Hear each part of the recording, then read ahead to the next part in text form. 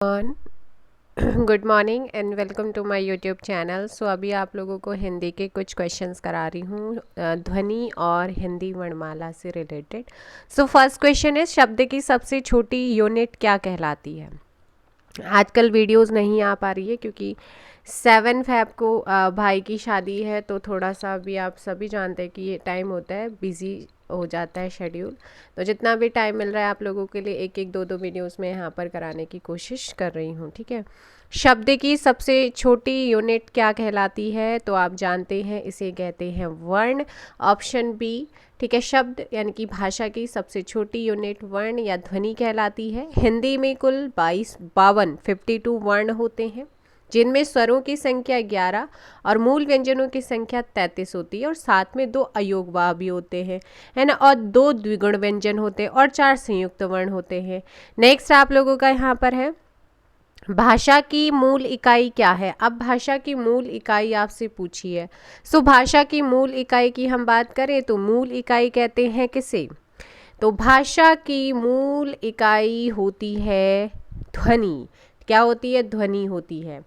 अब ऑप्शन में ध्वनि तो है ही नहीं, लेकिन ऑप्शन क्या है आपका यहाँ पर, सब देखो, पद आपका सबसे यहाँ पर मैं एक वाक्य में छोटी इकाई उपवाक्य, उपवाक्य से छोटी इकाई पदबंध, पदबंध से छोटी पद शब्द, और पद से भी छोटी अक्षर, और अक्षर से भी छोटी इकाई ध्वनि या फिर वर्ण होती है।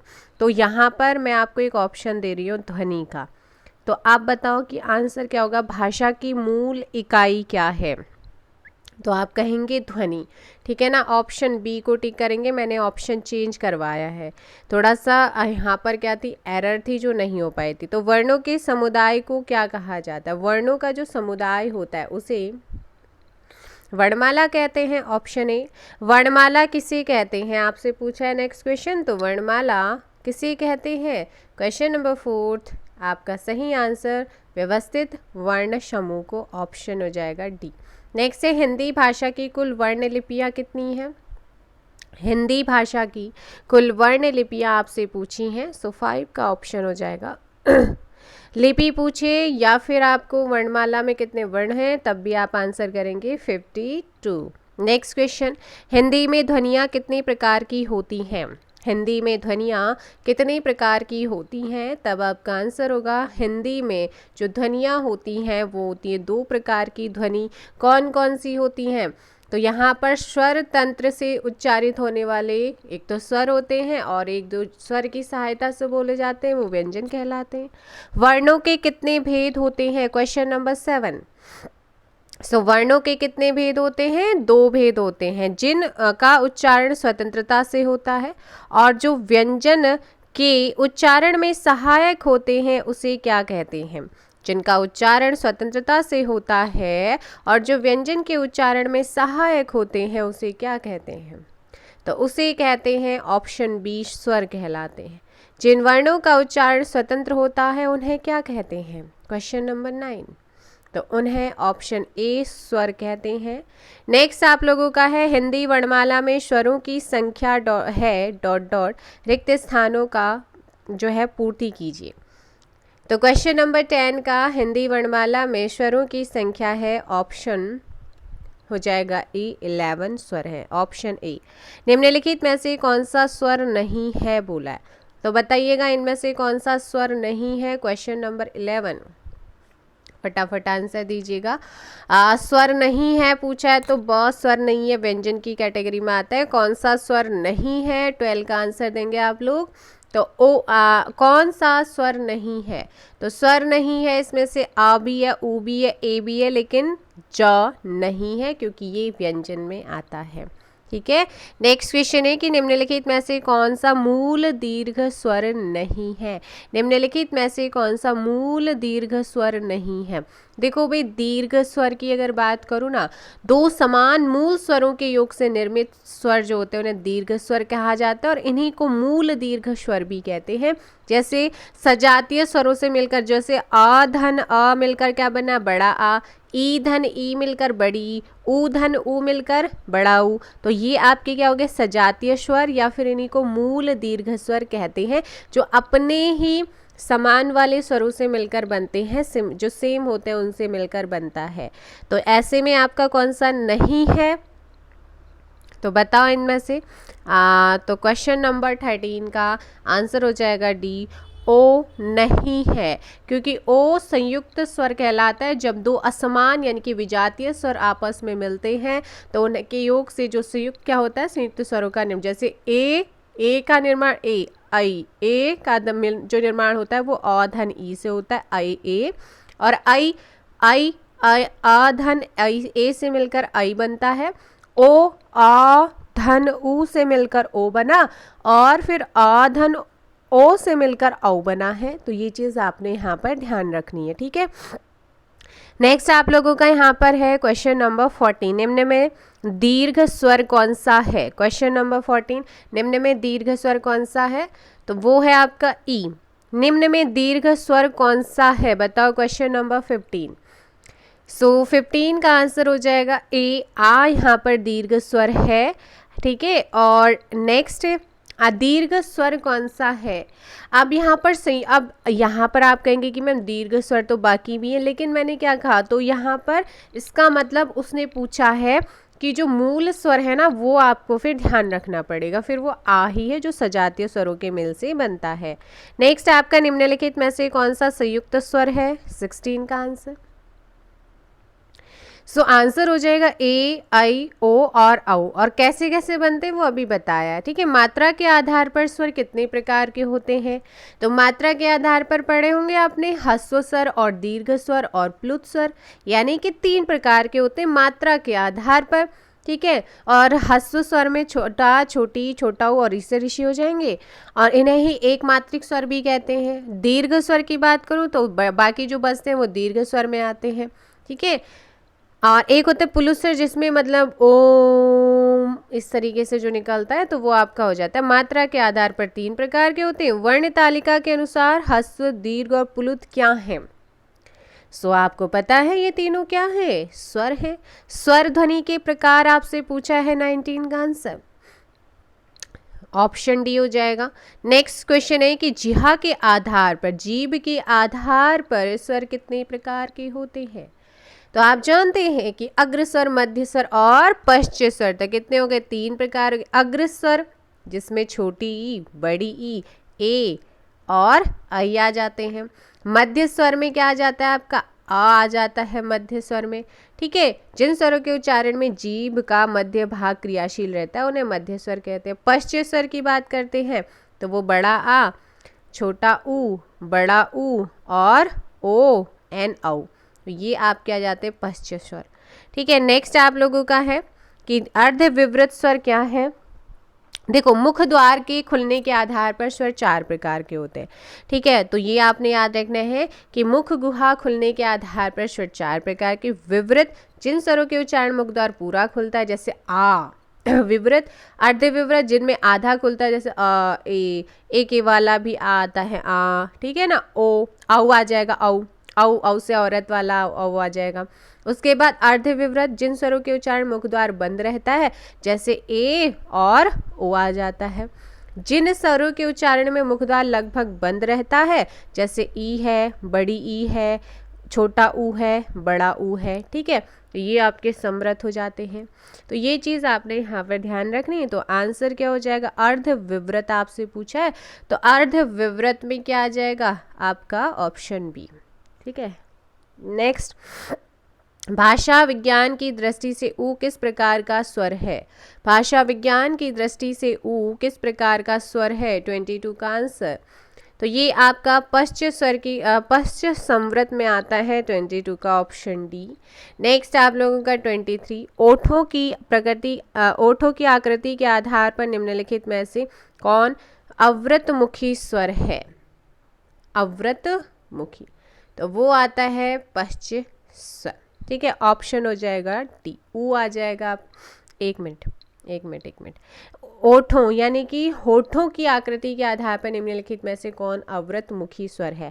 तो अवृत, देखो ओठों की आकृति के आधार पर स्वरों को 2 भागों में बांटा जाता है। एक मिनट ध्यान देंगे।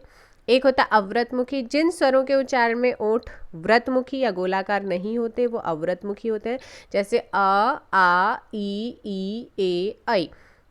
ठीक है। अब व्रतमुखी जिनमें गोल हो जाते हैं उनका उच्चारण करते समय छोटा ऊ, बड़ा ऊ, ओ, औ, आ, है ना। तो ये आप लोगों ने ध्यान रखना है। तो देखो यहाँ पर कौन सा है जो अव्रतमुखी है, तो ई, ऑप्शन ए। नेक्स्ट, निम्न में से कंठ्य वर्ण कौन सा है? कंठ्य, तो आंसर हो जाएगा बी, अ आपका कंठ वर्ण है। नेक्स्ट है ओ का, कौन वर्ण ओष्ठ नहीं है? तो ओष्ठ नहीं है 25। कौन सा ओष्ठ नहीं है? ऑप्शन डी, ऑप्शन, एक मिनट, ओष्ठ नहीं है तो ओष्ठ में आपका ऊ भी आता है। ठीक है, ओष्ठ वाले देखो स्वर की बात कर लेते हैं। तो यहाँ पर देखेंगे ओष्ठ नहीं है तो क, च, ट, ट, त और प। देखो ऊ तो क्या है आपका ओष्ठ है ऑलरेडी, है ना। फिर क आपका ओष्ठ, क वर्ग में क ख ग घ, आ आपका ओष्ठ नहीं है, आ आपका कंठ वाला है तो ओष्ठ नहीं है। प, फ, ब, भ, म, प, फ, ब, फ, म, यानी कि जो आ है वो नहीं है, बाकी तीनों क्या है आपके कंठ है, तो ऑप्शन डी हो जाएगा। ठीक, निम्न में से ओष्ठ वर्ण कौन सा नहीं है? ओष्ठ वर्ण कौन सा नहीं है? अ, आ, ई, आ, उ। ओष्ठ, जो ओष्ठ हो, तो 26 का देखो भाई, आ और आ क्या होते हैं? कंठ होते हैं। ई क्या होता है आपका? तालु होता है। अब यहाँ पर क्वेश्चन क्या बनना चाहिए था कि हाँ सही है, कौन सा वर्ण क्या ओष्ठ है? मैं नहीं है बोल रही ना, ओष्ठ है तो ऊ आपका सीधे सीधे, ठीक है, ऊ है बोल रहा है। कंठ तालव्य कौन सा है इनमें से? कंठ और तालु से जो बोला जाता है, देखो जो स्वर की बात करूँ ना, ए और ऐ ये कंठ से बोले जाते हैं। ओ और औ ये आपके किससे बोले जाते हैं? कंठोष्ठ से बोले जाते हैं। मूर्धा से ऋषि, तालु से ई और बड़ी ई, कंठ से अ और बड़ा आ। ठीक है, ऑप्शन हो जाएगा 27 का यहाँ पर सी। क्या हो जाएगा? सी आप लोगों को ध्यान रखना है। आगे क्वेश्चन आप लोगों का, किस वर्ण का उच्चारण स्थान कंठ तालु है? 28, किस वर्ण का उच्चारण स्थान कंठ तालु है? ऑप्शन क्या हो जाएगा? ऑप्शन ए, बी आपका ये है। तो कंठ तालु, अब बताया ना मैंने, कंठ तालु में ऑप्शन बी। ऐ के उच्चारण में डॉट डॉट और डॉट डॉट की सहायता ली जाती है। रिक्त स्थान हेतु सही विकल्प का यहाँ पर चयन करें। मैंने कहा किसकी? कंठ और तालु की सहायता ली जाती है। किसकी? कंठ और तालु, आपने ध्यान, कंठ और तालु। नेक्स्ट आप लोगों का है, ओ और औ किस प्रकार के वर्ण हैं? 30 का आंसर ओ और औ, ऑप्शन कंठोष्ठ। इनमें से ओ का उच्चारण स्थल कौन सा है? 31। ओ का उच्चारण स्थान ऑप्शन बताइएगा जल्दी से। 31 का ओ का उच्चारण स्थान आपसे पूछा है, ऑप्शन डी कंठोष्ठ। ई ई ई च, छ, ज, झ, य आदि का उच्चारण किससे होता है? 32, ऑप्शन सी तालु से होता है। वर्णमाला का कौन सा अक्षर पुल्लिंग नहीं है? तो पुल्लिंग नहीं है, जल्दी बताओ। Option C. किस शब्द में री स्वर नहीं आता है, नहीं होता है? 34, तो किस में नहीं आ रहा है? आज क्लियर सा नजर आ रहा है आप लोगों को, ऑप्शन डी यहाँ पर सही हो जाएगा। निम्न में से कौन से शब्द में री की मात्रा का उपयोग हुआ है? 35 का ऑप्शन हो जाएगा यहाँ पर डी, वृष्टि। नेक्स्ट आप लोगों का है कि सभी स्पर्श व्यंजन कौन से वर्ग में है? 36, सभी स्पर्श व्यंजन जो है वो आपके कौन से वर्ग में आते हैं? तो इसमें आप लोगों को ध्यान रखना है कि सभी जो स्पर्श व्यंजन होते हैं वो किस में आते हैं भाई? कौन से वर्ग में? क, च, ट, त, प। देखो ह तो आएगा नहीं, ये श भी नहीं आएगा, स्पर्श व्यंजन पूछ रहा है तो यहाँ भी नहीं आएगा, बचा क्या, ऑप्शन डी। ठीक है, ऑप्शन डी यहाँ पर आप सी आप लोगों का यहाँ पर सही आंसर होगा। नेक्स्ट आप लोगों का है, एक से अधिक वर्णों के मेल को क्या कहते हैं। 37 की अगर बात करते हैं तो एक से अधिक वर्णों के मेल को हम क्या कहते हैं, फटाफट आंसर देंगे। ऑप्शन सी, व्यंजन कहते हैं। हिंदी वर्णमाला में व्यंजनों की संख्या है, तो हिंदी वर्णमाला में व्यंजनों की संख्या 38। 38 का ध्यान रखना है, ऑप्शन हो जाएगा सी, 33 व्यंजन है। नेक्स्ट आप लोगों का यहाँ पर है, ढ का उच्चारण स्थान डॉट डॉट और वर्ग है, तो स्थान और वर्ग पूछा है। सो यहाँ पर आप लोगों ने ध्यान रखना है कि जो सही आंसर होगा वो क्या होगा। और इस क्वेश्चन का आंसर ट ठ ड ढ ण, तो बताओ, ट ठ ड ढ ण, त वर्ग आएगा, त के बाद त थ द ट, एक मिनट, ट ठ ड ढ ण, तो यहाँ पर ट वर्ग है और चौथा इसका स्थान है, तो ऑप्शन हो जाएगा बी। नेक्स्ट आप लोगों का है कि निम्नलिखित में से कंठ्य ध्वनि कौन सी है, बताइएगा 40 का आंसर। तो कंठ क ख ग घ ण, तो आंसर हो जाएगा क और ख। च वर्ग आपका च छ ज झ यो, च वर्ग किस में आता है, तालु में आता है। ट ठ ड ढ ण तो आपका मूर्ध हो जाएगा, यर अलावा अंतस्थ हो जाता है। उच्चारण स्थान के आधार पर निम्नलिखित में से कौन सा दंत्य है, तो दंत्य आपको बताना है जल्दी सी, क च ट त प। कंठ ओष्ठ, तो त वर्ग आता है, त थ द ध न, बताओ यहाँ पर क्या आएगा उच्चारण स्थान के आधार पर। आंसर हो जाएगा बी आपका, ल जो होता है ना, अब वो आपका किस में आता है, इसी कैटेगरी में आता है। नेक्स्ट आप बाकी प और म और उ ओष्ठ में आते। नेक्स्ट है, घ का उच्चारण स्थान कौन सा है, 42। घ का उच्चारण स्थान आप क ख ग घ, तो कंठ हिंदी की श ध्वनि अनुनासिकता है, अनुनासिकता होगा 43। 43 का आंसर फटाफट कमेंट कीजिएगा।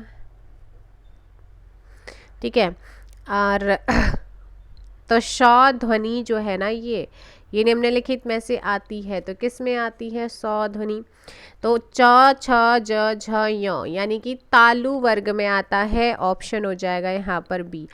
तालव्य व्यंजन कौन से हैं, अभी जस्ट बताया है, च छ ज झ य, ऑप्शन बी। नेक्स्ट है, च और छ वर्ण का उच्चारण स्थान कौन सा है, च छ ज झ य, तो आपका तालु। य का उच्चारण स्थान आपसे पूछा है, तो य आता है आपका तालु में। निम्न में तालव्य ध्वनि कौन सी है, तालव्य ध्वनि आपसे पूछी है, तो अभी जस्ट बताया था आपका तालु में आता है। हिंदी की तालव्य ध्वनियाँ फिर से आपसे क्वेश्चन पूछा है, ऑप्शन ए। श का उच्चारण स्थान बहुत पूछा जाता है, ये ऑप्शन, ये जो क्वेश्चन चल रहे हैं प्रीवियस ईयर क्वेश्चन है आपके, तालु 49 का बी। नेक्स्ट है, च वर्ग ध्वनियाँ किस वर्ग में आती हैं, तो च वर्ग जो आपकी है ये किस वर्ग में आती है, 50 का आंसर देंगे आप लोग। और तो क्या पूछा, च, तो च तो भाई अभी पढ़ा था, तालु में आता है, ऑप्शन सी। निम्नलिखित में से कौन सा वर्ण उच्चारण की दृष्टि से दंत्य नहीं है, 51। दंत्य त थ द ध, त थ द ध न और ल और स, तो नहीं है, तो ट नहीं होगा ना, क्योंकि ट तो आपका मूर्धा में आ जाता है, ऑप्शन डी। नेक्स्ट निम्नलिखित में से दंत्य ध्वनि है, 52। दंत्य का हो नहीं सकता है, कंठ हो जाता है। छ हो नहीं सकता है क्योंकि वो च तालु वर्ग में आता है। त तो दंत आपसे पूछा है, तो और प हो नहीं सकता, वो ओष्ठ में आता है। नेक्स्ट निम्नलिखित में से दंत्य वर्ण है, तो दंत्य वर्ण 53। 53 का आप लोग ध्यान देंगे कि जो दंत्य वर्ण है वो है आपका दंत्य, तो य है, य किस में आता है, य तो तालु में चला जाता है, च भी तालु में चला जाता है, उ आपका ओष्ठ में चला जाता है, तो दंत में कौन सा बचा, त वर्ग बचेगा, ऑप्शन हो जाएगा आप लोगों का सी। निम्न में से दंत्य ध्वनि कौन सी है, आपसे पूछिए दंत। तो अभी बोला ना, च होगा नहीं, ख भी नहीं होगा, च तालु में आता है, ख आपका किस में आता है, कंठ में आता है, ल आपका बताया था वो आपका दंत में आता है, ऑप्शन सी, और फ जो आता है वो ओष्ठ में आ जाता है। एक दंतोष्ठ भी होता है, वो आपका दंतोष्ठ होता है, ठीक है। प फ ब भ म व्यंजन होते हैं, कैसे व्यंजन होते हैं, प फ ब भ म, तो ये होते हैं आपके ओष्ठ व्यंजन होते हैं। हिंदी की ब ध्वनि है 56, ब ध्वनि कैसी है, तो प फ ब ब ब ब ब आपका प फ ब भ म ओष्ठ ध्वनि होती है, ऑप्शन बी।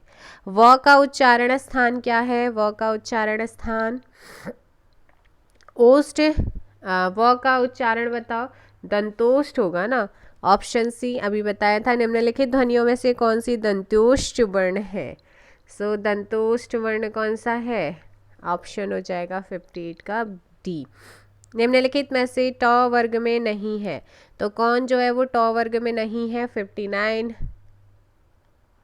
ऑप्शन हो जाएगा भाई, ट वर्ग में नहीं आता है, जो ट ठ ड ढ, देखो ये भी आता है, ये भी ध नहीं आता, क्योंकि त थ द ध ना ओष्ठ वाला आता, ऑप्शन सी। निम्न में से कौन सा वर्ण स्पर्श व्यंजन नहीं है, तो स्पर्श व्यंजन नहीं है, जो पांचों वर्ग होते हैं ना, पांचों वर्गों के जो पाँच पाँच वर्ण होते हैं, वो 25 जो स्पर्श व्यंजन होते हैं, तो कौन सा नहीं है, तो य, क्योंकि य जो है आप अगर देखेंगे क च ट ये आता है, लेकिन जो य है वो क्या है आपका, एक अंतस्थ व्यंजन है, क्या है, अंतस्थ व्यंजन है, ठीक है। नेक्स्ट आप लोग ऑप्शन हो जाएगा डी। नेक्स्ट है आपका सभी स्पर्श व्यंजन कौन से वर्ग में है, 61। स्पर्श व्यंजन की बात कर रहे हैं, फिर से आपका क्वेश्चन, स्पर्श मैंने कहा ना कि आपका ह, उसमें ह हो नहीं सकता है, ठीक है, तो इसलिए ऑप्शन डी, य अंतस्थ में आता है और यहाँ पर, तो इसीलिए ऑप्शन सी होगा, क च प द। नेक्स्ट, निम्न में से अंतस्थ व्यंजन कौन सा है, 62, तो आंसर होगा यहाँ पर अंतस्थ यर ल व, यर ल व वो। नेक्स्ट आप लोगों का है, निम्नलिखित में से अंतस्थ व्यंजन कौन सा है, 63, अंतस्थ व्यंजन की बात करते हैं, यर ल व य। व व्यंजन कैसा है, 64 व, तो व य र ल व, तो य र ल व एक अंतस्थ व्यंजन है। नेक्स्ट आपका य र ल व किस प्रकार के व्यंजन है, बताइएगा, अंतस्थ। हिंदी वर्णमाला में अंतस्थ व्यंजन कौन से हैं, य र ल व। ऊष्म व्यंजन कौन सा है, बताइएगा जल्दी से, ऊष्म व्यंजन तो ऊष्म व्यंजन आपसे यहाँ पर पूछा है। ऊष्म व्यंजन की हम बात करते हैं, तो यहाँ पर ऊष्म व्यंजन कौन से हैं, ह, ठीक है, श श ह, ऑप्शन ए। लिसन नीचे वाला है ना, हाँ, उसमें व्यंजन तो श श ह, ऑप्शन ए यहाँ पर सही आंसर होगा। और इस क्वेश्चन का आंसर आप लोग कमेंट बॉक्स में दीजिएगा, कौन उसमें व्यंजन नहीं है। अभी जस्ट बताया आप लोगों को, चलेगा, मिलते हैं नेक्स्ट वीडियो में, फिलहाल के लिए इतना ही, थैंक यू सो मच।